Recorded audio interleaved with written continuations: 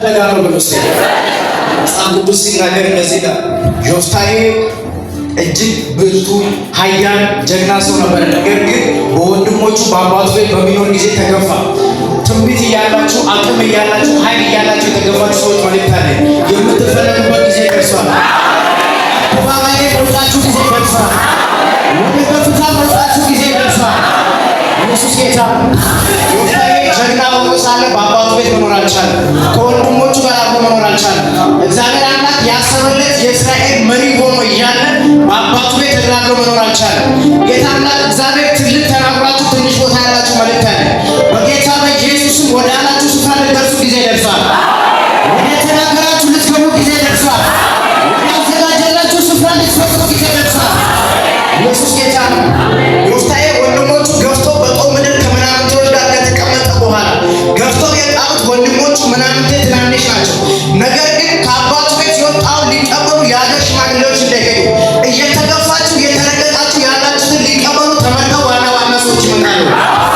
ተመርጠው ትላልቅ ሰዎች ይመጣሉ። ተመርጠው ትላልቅ ሽማግሌዎች ይመጣሉ።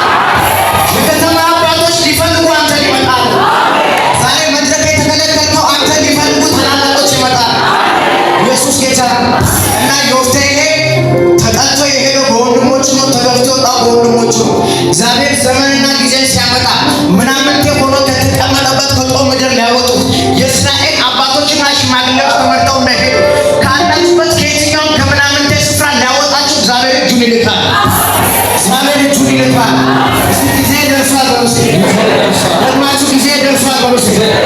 የብዙዎቻችሁ ክብር ሊመጣ ጊዜ ደርሷል። ስለዛ እናንተ ዮፍታሔዎች የተጣላችሁ የተተዋችሁ ዮፍታሔ ወንድሞቹ ጠሉ አሳደዱት። እግዚአብሔር ዘመን ሲያመጣ ግን አለቃ ነው የሆነው። አሁን ተከፍታችሁ ያላችሁ ሰዎች ከዚህ ወር በኋላ ከዚህ ወር በኋላ አለቃ ዋና ገዢ የተባለ ኢየሱስ ማለት መጽሐፍ ቅዱስ ሲናገር